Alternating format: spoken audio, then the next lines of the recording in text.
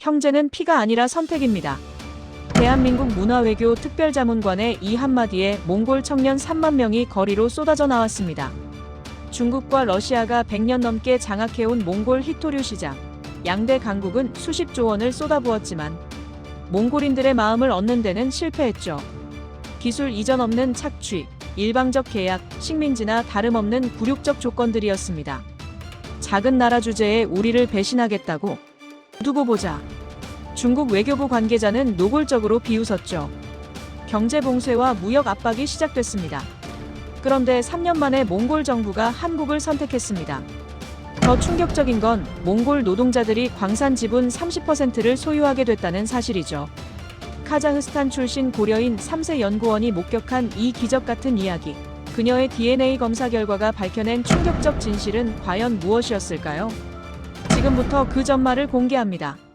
안녕하세요. 저는 김수연이라고 합니다.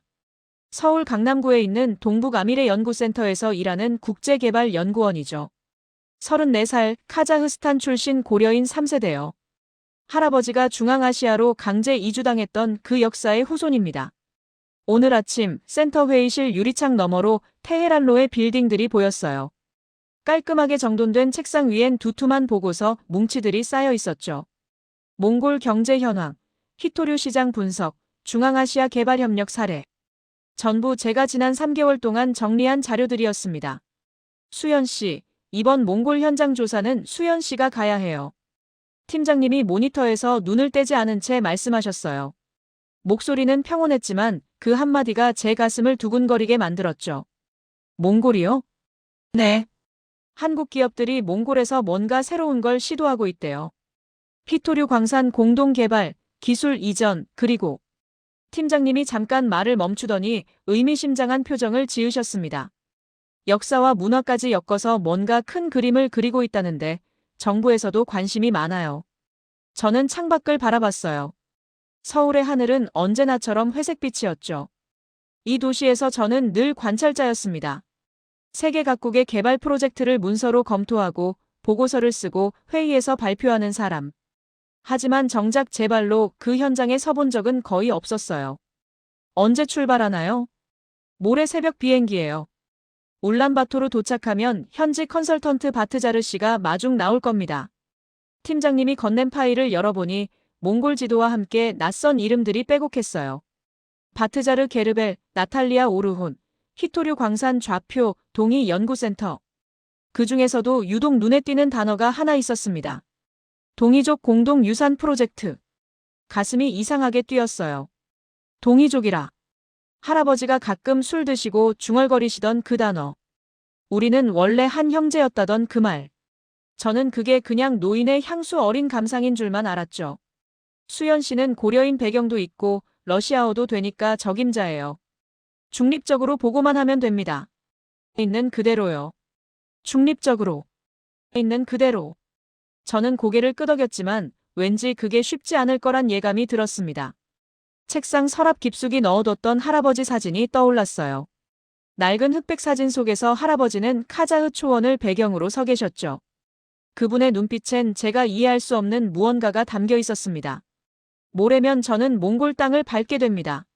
문서가 아닌 진짜 현장으로 가는 거죠. 인천공항 출국장을 지나며 저는 여권을 손에 쥐고 있었어요. 대한민국 여권. 할아버지 세대는 평생 갖지 못했던 이 작은 책자가 제게는 너무나 당연한 것이었죠. 탑승구 근처 카페에서 커피를 마시고 있을 때였습니다. 옆 테이블에 앉은 남자가 전화통화를 하고 있었어요. 그러니까 혈연이 중요한 게 아니라 누구와 함께 가느냐가 중요한 거예요. 형제라는 건 피가 아니라 선택입니다. 저는 무심코 그쪽을 돌아봤죠. 40대 중반쯤 보이는 남자였는데 단정한 정장 차림에 서류 가방을 옆에 두고 있었습니다. 통화가 끝나자 그분이 제 시선을 느꼈는지 가볍게 미소 지으셨어요. 최민석이라고 합니다. 문화외교 특별자문관이에요. 아, 안녕하세요. 저는 동북아미레연구센터에서 온 김수연입니다. 그분 얼굴에 반가움이 스쳤어요. 아, 수연 씨. 이번 몽골 현장 조사 담당자시죠? 저도 같은 비행기 타요. 몽골 정부 측과 미팅이 있어서요. 최민석 자문관은 자리에 앉으며 말을 이었습니다. 아까 통화 들으셨죠? 실례가 아니었으면 좋겠는데. 요즘 제가 가장 많이 하는 말이에요. 형제는 피가 아니라 선택이라는 거. 무슨 의미인가요? 그분이 커피잔을 돌리며 천천히 말씀하셨어요. 몽골 사람들은 지금 선택의 기로에 서 있습니다. 북쪽엔 러시아, 남쪽엔 중국. 두 거대한 이웃 사이에서 수백 년을 살아왔죠. 피로 따지면 몽골은 중국과 가깝습니다. 역사적으로도 복잡하게 얽혀 있고요. 저는 고개를 끄덕였어요. 그 정도는 제가 준비한 보고서에도 있었던 내용이었죠. 하지만 지금 몽골 젊은이들은 한국을 선택하고 있어요. 한국 드라마를 보고 한국어를 배우고 한국 기업에서 일하고 싶어 하죠. 그게 피 때문인가요? 아니죠. 그들이 원하는 미래가 거기 있다고 믿기 때문입니다. 최 자문관의 목소리에 묘한 무게감이 실렸어요. 수연 씨도 고려인이시잖아요. 할아버지 세대가 중앙아시아로 흩어졌을 때 누가 그들을 형제라고 불러줬나요? 아무도 없었죠. 하지만 지금 우리는 다시 모이고 있습니다. 피가 아니라 선택으로요. 가슴이 뜨끔했어요. 제가 평생 애써 외면해왔던 질문이었죠. 저는 고려인인가요? 한국인인가요? 아니면 그 사이 어디쯤인가요? 이번 몽골 프로젝트가 그런 의미를 담고 있습니다. 단순한 경제 협력이 아니에요. 우리가 어떤 형제가 될 것인지 함께 선택하는 과정이죠. 탑승 안내 방송이 흘러나왔어요. 저는 자리에서 일어나며 최 자문관을 바라봤습니다. 형제는 피가 아니라 선택이다. 그분이 부드럽게 웃으셨어요. 네. 그게 이번 여행에서 수연 씨가 보게 될 모든 것의 핵심일 겁니다. 있는 그대로 보세요. 그럼 답이 보일 거예요. 비행기에 오르며 저는 창밖을 내다봤어요. 서울이 점점 작아지고 있었죠. 제 안에 무언가도 함께 흔들리기 시작했습니다. 형제는 선택이라고 했죠. 그럼 저는 지금까지 무엇을 선택해왔던 걸까요? 비행기가 울란바토르 칭기즈칸 국제공항에 착륙했을 때 시각은 오후 2시쯤이었어요. 창밖으로 보이는 몽골의 하늘은 서울과 달리 놀랍도록 맑고 푸르렀습니다. 입국장을 나서자마자 저는 멈춰섰어요. 눈앞에 펼쳐진 광경이 예상과 완전히 달랐거든요. 공항 로비 곳곳에 한글 간판이 보였습니다. 환전소, 렌터카, 관광 안내. 심지어 몽골어 간판 옆에 한글이 함께 쓰인 것도 있었죠. 수연 씨. 멀리서 손을 흔드는 남자가 보였어요. 40대 후반쯤 되어 보이는 탄탄한 체격의 남성이었습니다. 몽골 전통 의상인 데를 현대적으로 변형한 재킷을 입고 있었죠. 바트자르 게르벨입니다. 반갑습니다. 그는 유창한 한국어로 인사했어요. 약간의 억양은 있었지만 의사소통에는 전혀 문제가 없는 수준이었죠. 한국어를 정말 잘하시네요. 요즘 울란바토르에선 한국어 못하면 장사가 안 됩니다. 제 딸아이는 아예 한국 드라마 보면서 배웠어요. 차를 타고 시내로 향하는 길, 저는 창밖 풍경에서 눈을 뗄 수가 없었어요. 도로변 광고판에 한국 기업 로고들이 보였습니다. 삼성, LG, 현대. 하지만 그게 다가 아니었죠. 작은 식당 간판에도 편의점 이름에도 한글이 섞여 있었어요. 저기 보이는 건물이 한국문화원입니다. 그 옆이 세종학당이고요. 바트자르가 가리킨 곳엔 3층짜리 현대식 건물이 서 있었어요. 입구에 젊은이들이 드나들고 있었죠. 몽골 젊은이들 중에 한국어 배우는 사람이 얼마나 되나요? 정확한 통계는 모르겠지만 대학생 10명 중 서너 명은 기본적인 한국어를 할 겁니다. 특히 20에서 30 사이 세대는 거의 다 한국 드라마나 K-팝을 접해봤죠. 차가 시내 중심부로 들어서자 더 놀라운 광경이 펼쳐졌어요. 한국 프랜차이즈 카페, 한국 화장품 가게, 한국 치킨집. 마치 서울 어느 동네에 온 것 같은 착각이 들 정도였습니다. 이 정도일 줄은 몰랐어요. 제가 중얼거리자 바트자르가 씁쓸하게 웃었어요. 10년 전만 해도 상상도 못했죠. 그때만 해도 우리는 러시아와 중국 사이에서 줄타기 하는 게 전부였습니다. 하지만 지금은. 그가 잠시 말을 멈췄다가 이어갔어요. 지금은 제 딸이 집에서 엄마한테 한국어로 말합니다. 몽골어와 한국어를 섞어서 쓰는 거죠. 우리는 그걸 몽아어라고 부릅니다. 호텔에 짐을 풀고 로비로 내려왔을 때 프런트 직원이 한국어로 말을 걸어왔어요. 편안한 저녁 되세요. 필요하신 거 있으면 언제든 말씀하세요. 발음이 정확했어요. 저는 멍하니 그를 바라봤죠. 저녁 식사를 위해 바트자르와 식당에 갔을 때였어요.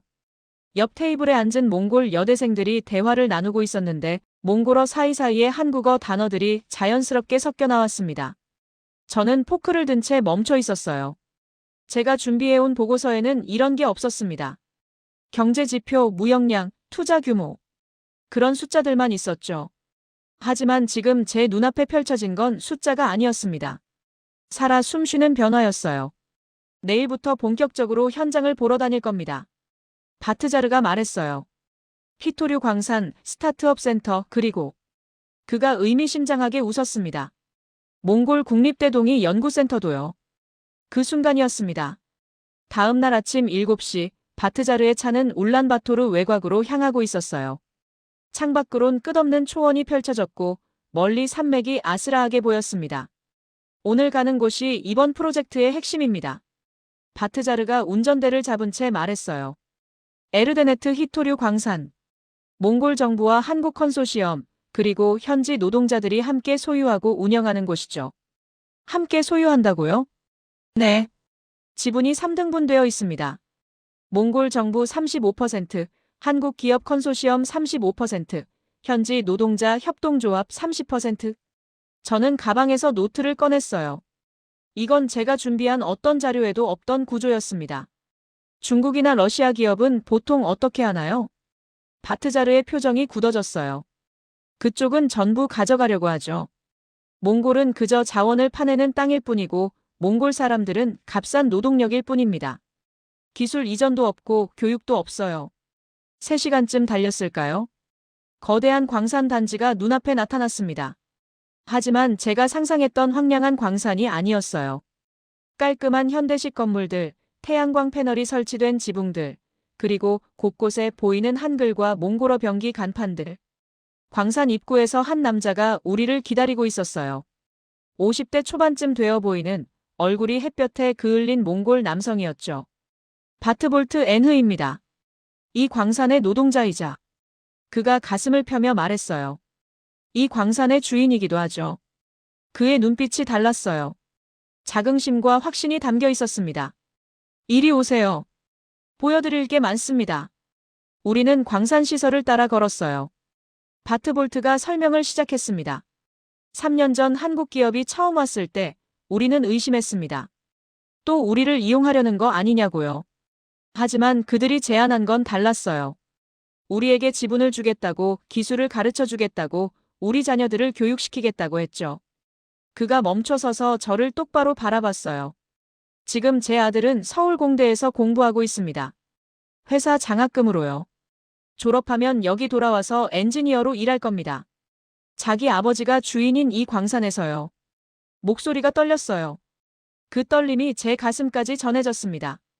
이게 바로 우리가 원했던 겁니다. 착취가 아니라 파트너십. 우리는 더 이상 누군가의 식민지가 아닙니다. 바트볼트의 말이 끝나자 멀리서 사이렌 소리가 들려왔어요. 교대 시간을 알리는 신호였죠. 작업복을 입은 노동자들이 건물에서 나오기 시작했습니다. 그때 제 휴대폰이 울렸어요. 서울에서 온 긴급 메시지였습니다. 중국 외교부 대변인, 몽골 마이너스 한국 히토류 협력 모델에 강한 우려 표명. 역사 왜곡 시도라고 비난. 손이 떨렸습니다. 그날 저녁 호텔방에서 저는 노트북 앞에 앉아 있었어요. 화면엔 중국 외교부 브리핑 영상이 재생되고 있었습니다.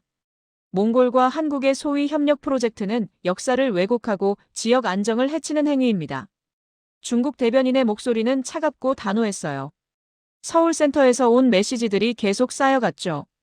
팀장님, 본부장님, 심지어 이사님까지. 모두들 같은 말을 하고 있었습니다. 수연 씨, 조심해야 해요. 정치적으로 민감한 사안이 될 수 있어요. 객관적 데이터만 수집하세요. 해석은 서울에서 하겠습니다. 민족이나 역사 같은 이야기는 건드리지 마세요. 저는 창밖을 바라봤어요. 울란바토르의 밤 풍경이 반짝이고 있었죠.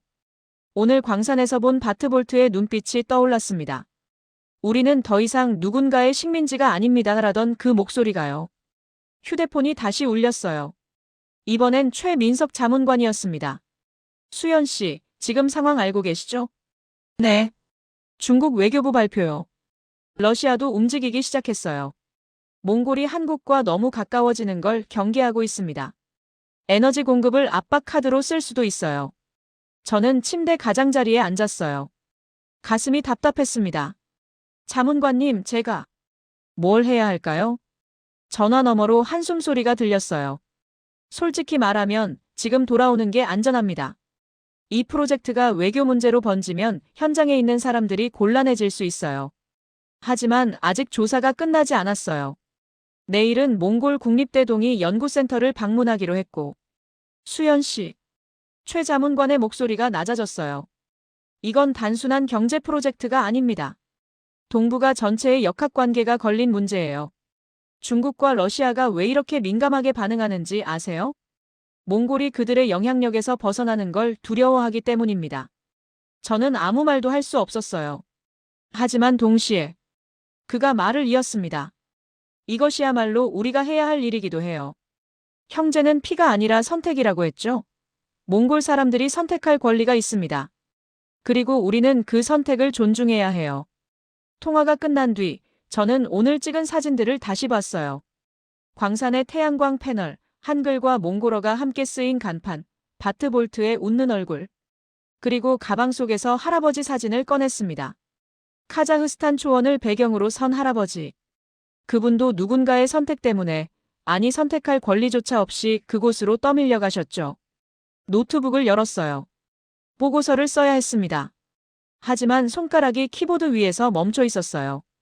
계속 가야 할까요? 아니면 돌아가야 할까요? 밤은 깊어가고 있었습니다. 아침 8시, 저는 호텔 로비에서 바트자르를 만났어요. 그의 얼굴에도 어젯밤 잠을 설친 흔적이 역력했습니다. 중국 뉴스 보셨죠? 네. 맞습니다. 바트자르가 커피를 한 모금 마시며 말했어요. 지난밤 몽골 정부에도 압박이 들어왔습니다. 비공식 채널로요.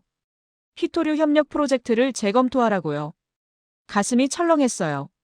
그럼 프로젝트가 중단되는 건가요? 아직은 모릅니다. 하지만 그가 제 눈을 똑바로 바라봤어요. 그래서 더 서둘러야 해요. 오늘 예정된 일정 취소하지 않을 겁니다. 정말요? 수연 씨, 우리에겐 시간이 없어요. 중국과 러시아가 본격적으로 움직이기 전에 우리가 무엇을 하고 있는지 세상에 보여줘야 합니다. 바트자르의 목소리에 결연함이 담겨 있었어요. 차를 타고 몽골 국립대학으로 향하면서 저는 결심했습니다. 서울로 돌아가지 않겠다고요. 적어도 오늘 일정만큼은 끝까지 보겠다고요. 대학 캠퍼스는 생각보다 현대적이었어요. 깔끔한 건물들 사이로 학생들이 오가고 있었죠. 그중 상당수가 한국어로 대화하고 있었습니다.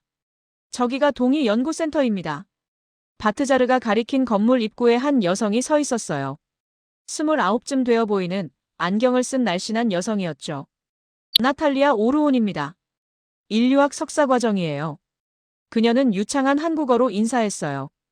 발음이 너무 자연스러워서 깜짝 놀랐습니다. 한국에서 유학하셨나요? 아니요. 여기서 배웠어요. 몽골에서 태어나서 계속 여기서 살았죠. 나탈리아가 우리를 센터 안으로 안내했어요. 복도 벽면에는 각종 유물 사진과 지도들이 걸려 있었습니다. 고구려 고분 벽화, 몽골 초원의 고인돌, 그리고 DNA 분석 차트들. 이곳에서 3년째 연구하고 있어요. 몽골인과 한국인, 그리고 중앙아시아 고려인들의 공통 유전자를 추적하는 작업이죠. 연구실 문을 열자 50대 중반쯤 되어 보이는 교수가 우리를 맞이했어요. 바트루입니다. 이 프로젝트 책임자예요. 바트루 교수는 큰 모니터 앞으로 우리를 이끌었습니다. 화면에는 복잡한 유전자 지도가 펼쳐져 있었어요. 보세요. 이게 우리가 발견한 겁니다. 그가 화면을 가리켰어요. 몽골 북부 지역 주민들과 한반도 주민들, 그리고 중앙아시아 고려인들 사이에 공통 유전자 마커가 발견됐어요. 이건 우연이 아닙니다. 손끝이 차갑게 식어갔어요. 그게 무슨 의미인가요? 나탈리아가 부드럽게 말했어요. 우리가 한때 같은 뿌리였을 가능성이 있다는 거죠. 동이족이라고 불렸던 사람들. 몽골 초원과 한반도, 만주를 오가며 살았던 사람들. 바트루 교수가 덧붙였어요. 수연 씨도 검사 받아보시겠어요? 고려인이시잖아요. 흥미로운 결과가 나올 수 있습니다. 심장이 빠르게 뛰기 시작했어요. 이건 더 이상 단순한 경제 프로젝트 조사가 아니었습니다. 제 정체성, 제 뿌리와 직접 연결된 무언가였죠. 해보겠습니다. 제 입에서 말이 나왔어요. 바로 그 순간이었습니다.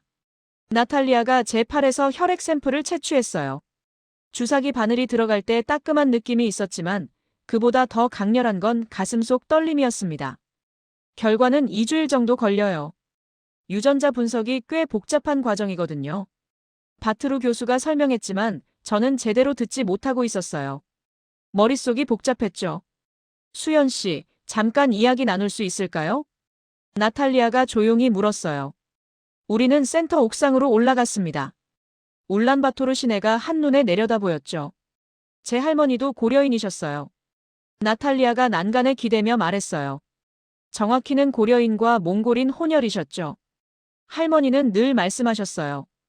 우리는 원래 한 형제였다고요. 저희 할아버지도 같은 말씀을 하셨어요. 제 목소리가 작아졌습니다. 하지만 저는 믿지 않았어요. 그냥 노인의 향수 어린 감상이라고 생각했죠. 나탈리아가 저를 바라봤어요. 그녀의 눈빛이 따뜻했습니다. 저도 그랬어요. 대학에 들어와서 인류학을 공부하기 전까진요.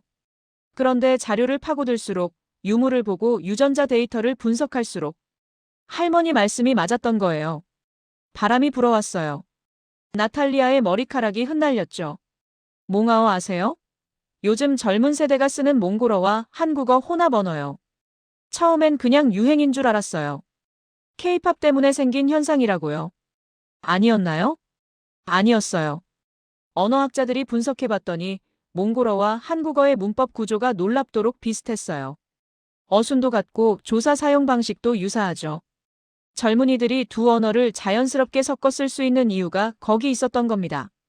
제 입이 벌어졌어요. 그럼 이건 네. 우연이 아니에요. 우리는 정말로 같은 뿌리에서 나온 사람들일 가능성이 높아요. 나탈리아가 멀리 보이는 산맥을 가리켰어요.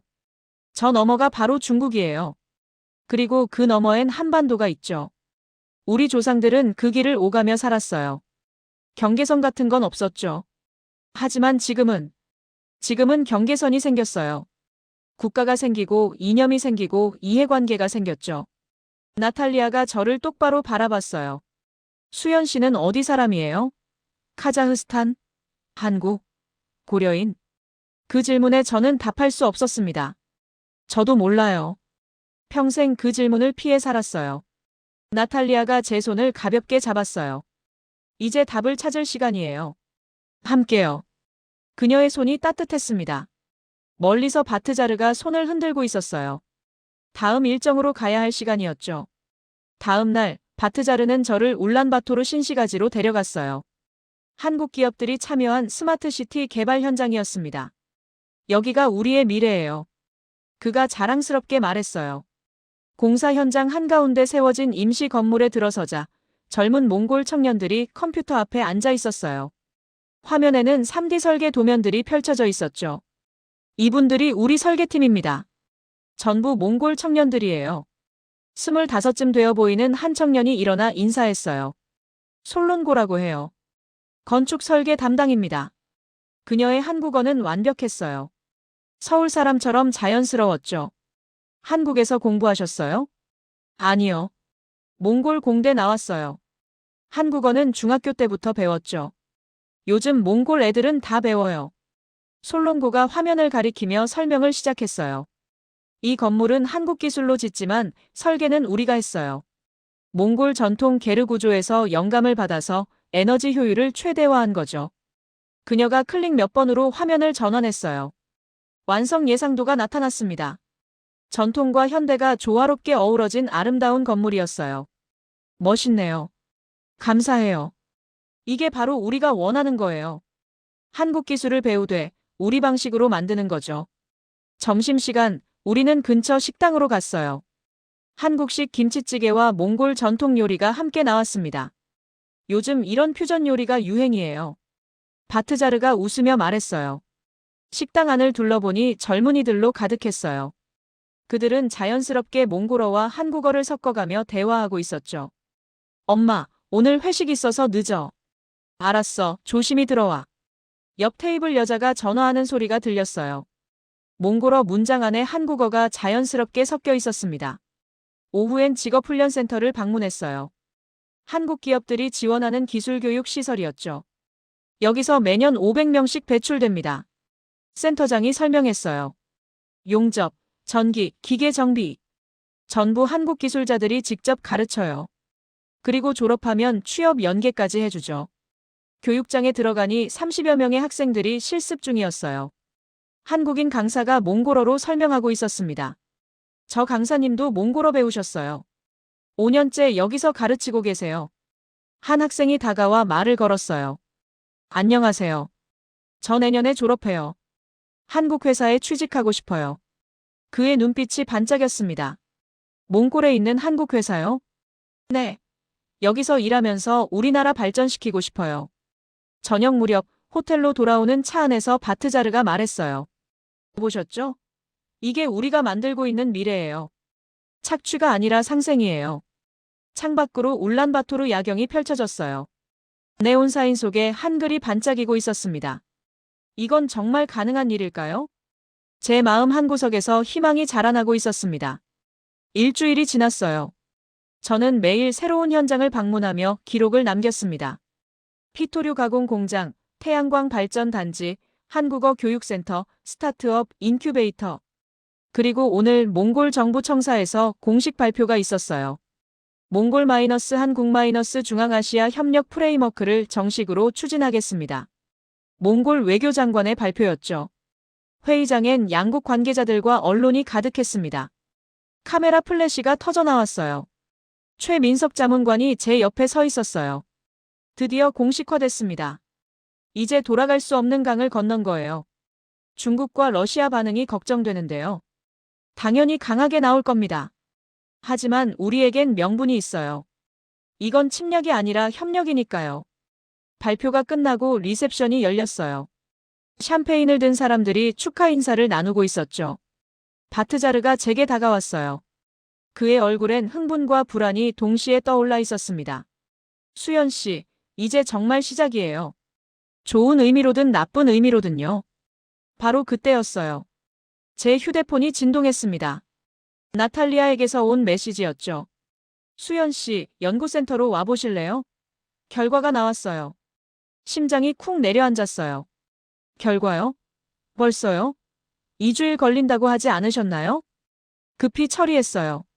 직접 보여드리고 싶어서요. 저는 리셉션장을 빠져나왔어요. 택시를 잡아타고 몽골 국립대로 향했죠. 손이 떨렸습니다. 연구센터에 도착하니 나탈리아가 문 앞에서 기다리고 있었어요. 이리 와요. 그녀의 목소리가 부드러웠지만 눈빛엔 묘한 긴장감이 어려 있었습니다. 연구실로 들어가니 바트루 교수가 모니터 앞에 앉아 있었어요. 수연 씨, 앉으세요. 교수가 화면을 켰어요. 복잡한 유전자 차트가 나타났습니다. 당신의 DNA를 분석했어요. 그리고 그가 숨을 크게 들이마셨어요. 놀라운 결과가 나왔습니다. 화면에 여러 개의 선이 그려져 있었어요. 빨간색, 파란색, 초록색. 이 빨간 선이 당신이에요. 그리고 이 파란 선은 몽골 북부 지역 주민들, 초록 선은 한반도 주민들이고요. 선들이 한 지점에서 만나고 있었어요. 보이시죠? 공통 유전자 마커가 명확합니다. 당신은 몽골, 한국, 그리고 고구려의 DNA를 모두 가지고 있어요. 머리가 핑 돌았어요. 그게 무슨 뜻이죠? 나탈리아가 제 손을 잡았어요. 당신은 진짜로 우리와 같은 뿌리예요. 동이족의 후손이죠. 가슴이 터질 것 같았어요. 할아버지 목소리가 귓가에 들렸습니다. 우리는 원래 한 형제였다. 그건 향수가 아니었어요. 진실이었죠. 바트루 교수가 말했어요. 이 데이터를 공개하면 엄청난 파장이 일 겁니다. 몽골-한국-중앙아시아 협력의 과학적 근거가 되는 거니까요. 창밖으로 울란바토르의 불빛이 보였어요. 저는 더 이상 관찰자가 아니었습니다. 이 이야기의 일부가 된 거예요. 전화벨이 울렸어요. 서울센터였습니다. 수연 씨, 긴급회의 소집됐어요. 당장 귀국하세요. 손이 떨렸지만 이번엔 두려움이 아니었어요. 무언가가 시작되고 있었습니다. 서울로 돌아온 다음 날 센터 회의실은 냉랭한 분위기였어요. 본부장님과 팀장님, 그리고 처음 보는 외교부 관계자들까지 자리에 앉아 있었습니다. 수연 씨, 몽골에서 무슨 짓을 한 겁니까? 본부장님의 목소리가 차갑게 떨어졌어요. DNA 검사를 받았다고요? 연구원이 조사 대상의 일부가 되면 어떡합니까? 죄송합니다. 하지만 그 결과가 뭐든 상관없습니다. 외교부 관계자가 끼어들었어요. 지금 중국 외교부가 공식 항의를 해왔어요. 한국이 역사 왜곡과 민족주의를 부추기고 있다고요. 러시아도 같은 입장입니다. 테이블 위에 신문들이 펼쳐져 있었어요. 중국 환구시보 헤드라인이 눈에 들어왔습니다. 한국 마이너스 몽골 야합, 동북 공정 역공세 시도. 중국 상무부가 몽골산 히토류 수입 쿼터를 삭감했어요. 팀장님이 말했어요. 러시아는 몽골행 천연가스 가격을 30% 인상했고요. 몽골 정부가 압박받고 있습니다. 가슴이 답답했어요. 하지만 현장에서 본 건 진짜였어요. 사람들이 변화를 원하고 있었고. 수연 씨. 본부장님이 손을 들어 제 말을 막았어요. 우리는 정치하는 사람들이 아닙니다. 연구기관이에요. 중립적 데이터를 제공하는 게 우리 역할이죠. 하지만 이건 단순한 경제 프로젝트가 아니에요. 사람들의 정체성과 미래가 걸린. 그래서 문제입니다. 외교부 관계자가 서류를 꺼냈어요. 보고서를 다시 쓰세요. 민족, 역사, DNA, 이런 이야기는 전부 빼고요. 경제 협력 효과만 객관적으로 기술하세요. 제 노트북이 테이블 위에 놓여 있었어요. 그 안엔 바트볼트의 인터뷰, 솔론고의 꿈, 나탈리아의 연구 자료가 들어 있었죠. 2주일 드릴 테니 새 보고서 제출하세요. 회의가 끝나고 복도로 나왔을 때 최민석 자문관이 기다리고 있었어요. 힘드시죠? 자문관님도 같은 생각이세요? 제가 선을 넘었다고요? 최 자문관이 창밖을 바라봤어요. 솔직히 말하면 넘었어요. 연구원의 선을요. 하지만 그가 저를 돌아봤습니다. 때로는 선을 넘어야 진실을 볼 수 있죠. 그럼 어떻게 해야 하나요? 2개를 쓰세요. 네. 공식 보고서는 그들이 원하는 대로 쓰세요. 깔끔하고 중립적으로요. 하지만 그가 목소리를 낮췄어요. 당신이 본 진짜 이야기는 따로 기록하세요. 언젠가 필요할 테니까요. 그날 밤 집에 돌아와 노트북을 켰어요. 휴대폰엔 몽골에서 온 메시지들이 쌓여 있었습니다. 바트자르 수연 씨, 몽골 정부가 흔들리고 있어요. 야당이 프로젝트 중단을 요구하고 있습니다. 나탈리아 연구센터 예산이 삭감됐어요. 정치적 압박 때문인 것 같아요. 솔론고 건설 현장에 중국 측 항의가 들어왔대요. 우리 겁나요? 손이 떨렸어요. 제가 뭘 잘못한 걸까요? 아니면 뭔가를 제대로 한 걸까요? 창밖엔 서울의 밤이 깔려 있었습니다. 2주일 뒤 뉴스가 터졌어요. 몽골 정부, 한국과의 히토류 협력 프로젝트 전면 재검토 발표. 아침 출근길에 휴대폰으로 본 기사였습니다. 손이 떨렸어요. 센터에 도착하니 팀장님이 저를 불렀어요. 수연 씨, 들었죠? 프로젝트가 무산될 것 같아요. 어떻게 이럴 수가? 중국이 몽골 구리 수출을 전면 차단했대요. 몽골 경제가 타격을 받으니 정부가 버틸 수 없는 거죠. 책상에 앉았지만 아무것도 할 수 없었어요. 모니터만 멍하니 바라보고 있었죠. 휴대폰이 울렸어요. 바트자르였습니다. 수연 씨. 그의 목소리가 갈라져 있었어요. 끝났어요. 오늘 광산에 중국 기업 대표단이 왔어요. 다시 협상하자고요. 바트볼트 씨는요? 울고 계세요. 자기 아들 장학금도 끊긴대요. 전화기를 쥔 손에 힘이 들어갔어요. 그럼 지금까지 만든 게 다 사라지는 건가요? 모르겠어요. 몽골 정부는 현실을 선택했어요. 이상보다는요. 통화가 끝난 뒤 나탈리아에게서 메시지가 왔어요. 연구센터 폐쇄 수순 들어갔어요. 바트루 교수님 사임하셨어요. 수연 씨 DNA 데이터는 제가 따로 백업해뒀어요. 언젠가 필요할 테니까요. 점심시간 최민석 자문관에게서 전화가 왔어요. 수연 씨, 외교부에서 프로젝트 철수 결정했어요. 더 이상 몽골에 압박 넣지 않기로 했대요. 포기하는 거예요? 그렇게 볼 수도 있죠. 하지만 외교는 현실이에요. 중국, 러시아와 정면 충돌할 순 없으니까요. 전화를 끊고 화장실로 갔어요. 거울 속 제 얼굴이 보였습니다. 초췌했어요. 형제는 피가 아니라 선택이라고 했죠. 하지만 선택할 힘이 없으면 어떡하나요? 저녁에 집으로 돌아와 할아버지 사진을 꺼냈어요. 카자흐 초원을 배경으로 선 할아버지. 그분도 이런 무력함을 느끼셨을까요? 노트북을 열었어요. 제가 쓴 2개의 보고서가 있었습니다. 하나는 센터에 제출한 공식 보고서. 깔끔하고 중립적인 감정 없는 문서였죠. 다른 하나는 제가 몰래 쓴 기록. 바트볼트의 눈물, 솔론고의 꿈, 나탈리아의 열정, 그리고 제 DNA 결과까지 담긴 진짜 이야기였어요. 하지만 이제 무슨 소용인가요? 프로젝트는 끝났고 사람들의 꿈도 무너졌는데요. 휴대폰이 또 울렸어요. 모르는 번호였습니다. 수연 씨, 솔론고예요. 솔론고 씨. 포기하지 마세요. 그녀의 목소리가 떨리고 있었어요. 우리 아직 살아있어요. 젊은 세대는 포기 안 해요. 수연 씨가 본 거, 기록한 거, 그거 진짜잖아요. 눈물이 났어요. 하지만 정부는 정부고 우리는 우리예요.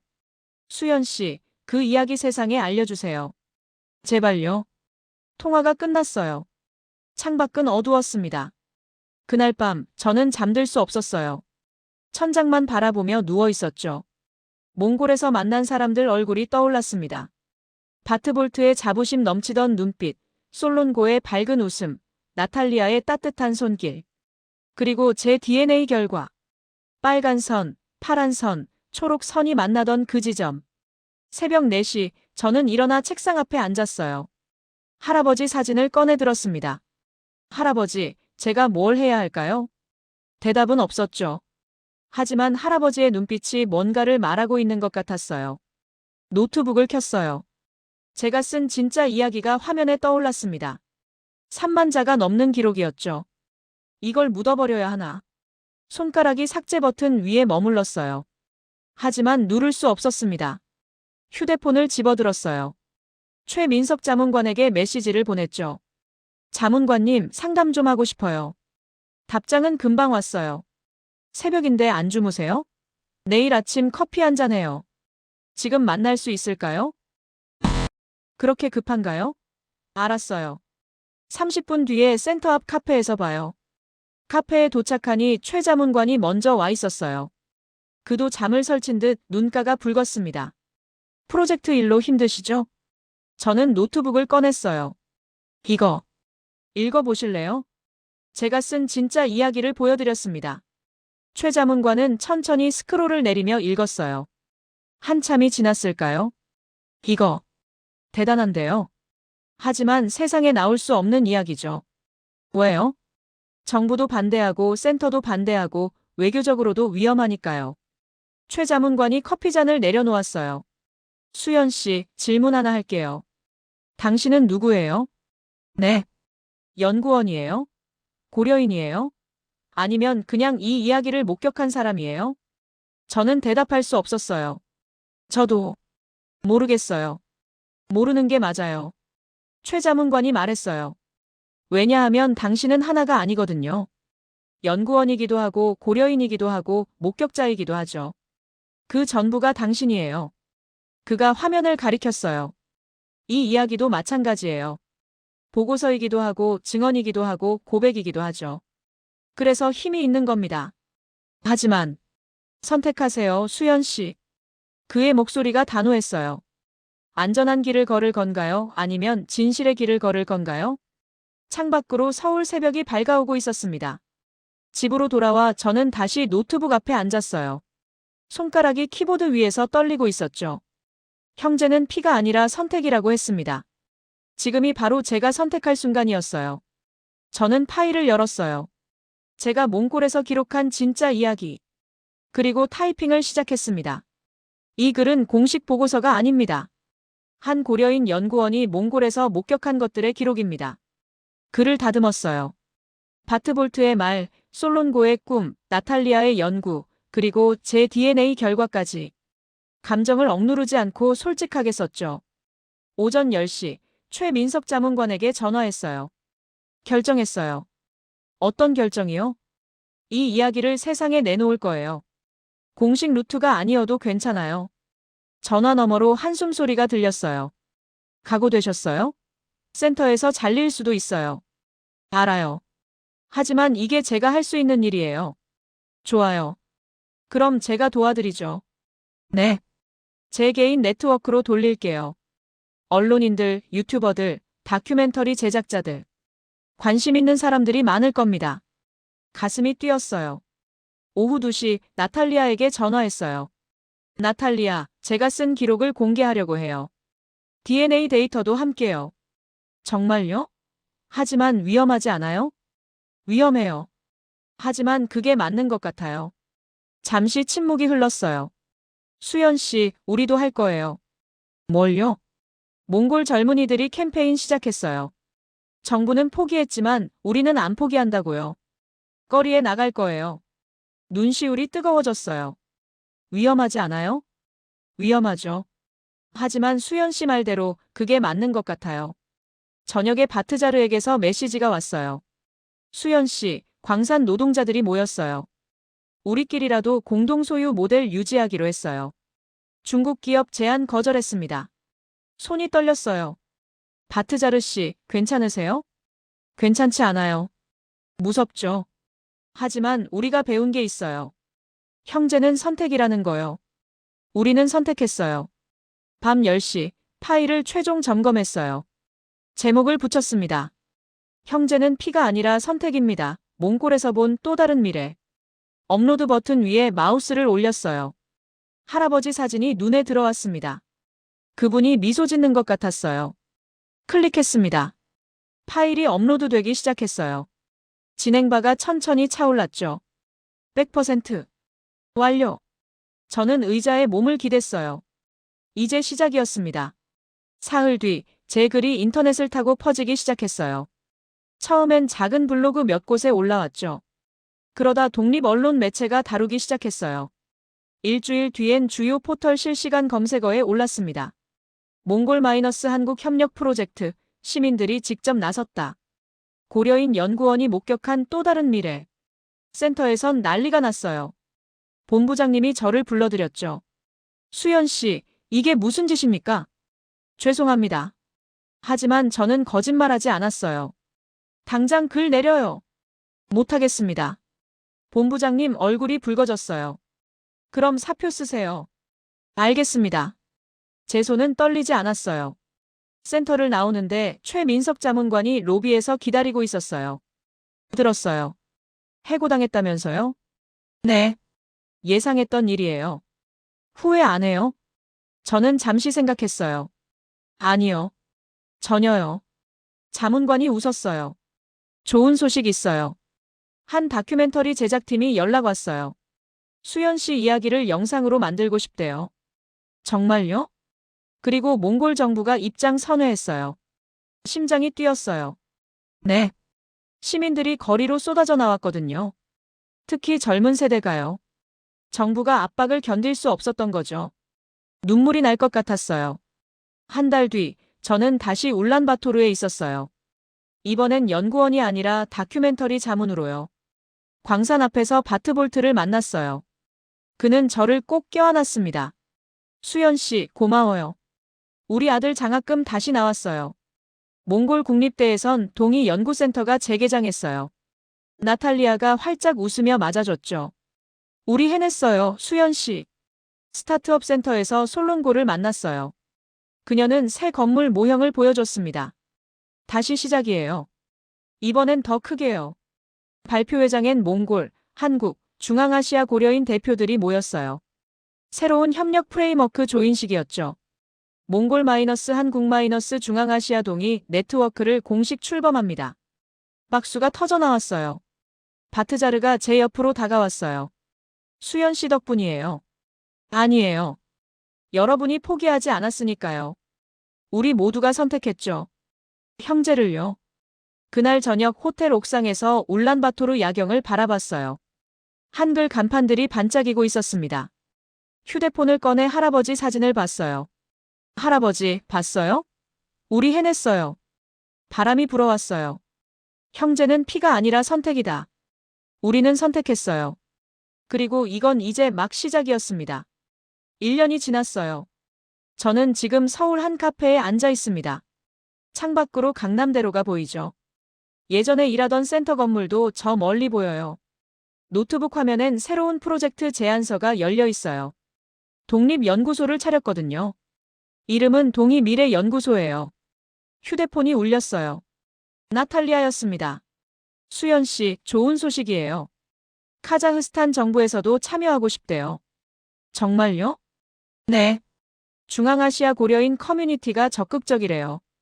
다음 달에 알마티에서 회의 열려요. 가슴이 따뜻해졌어요. 꼭 갈게요. 커피를 한 모금 마셨어요. 옆 테이블에 젊은 커플이 앉아 있었는데 여자가 몽골어로 통화하고 있었어요.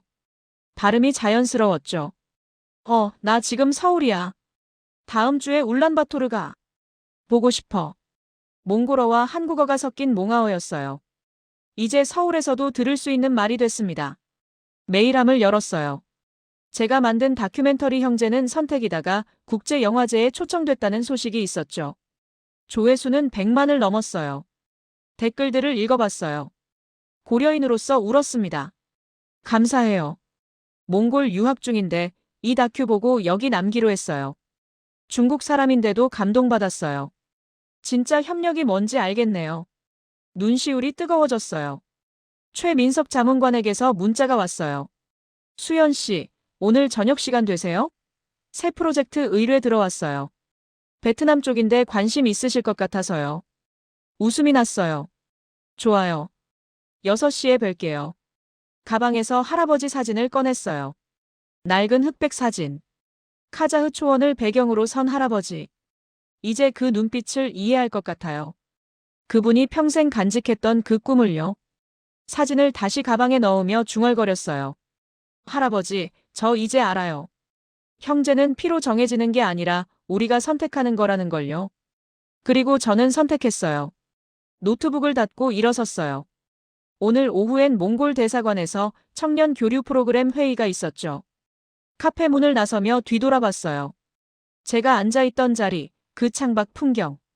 1년 전 저는 저 건물에서 문서만 들여다보던 사람이었어요. 세상을 숫자로만 보던 사람이었죠. 하지만 지금은 달라요. 저는 이야기의 일부가 됐고 변화를 만드는 사람이 됐어요. 거리를 걷는데 한국인과 몽골인으로 보이는 젊은이들이 함께 웃으며 지나갔어요. 그들의 대화가 들려왔죠. 야, 오늘 뭐 먹을래? 몽골 음식? 한식? 둘 다. 퓨전으로 가자. 저는 미소 지었어요. 형제는 선택이다. 그리고 우리는 매일 선택하고 있어요. 함께 걷는 길을요.